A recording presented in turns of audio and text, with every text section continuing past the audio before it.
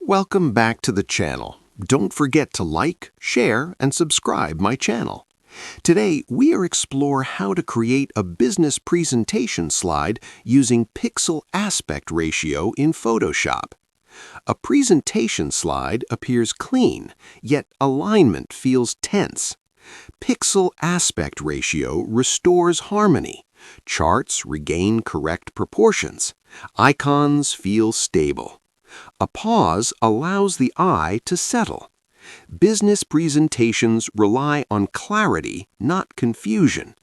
The slide now supports the speaker instead of stealing focus.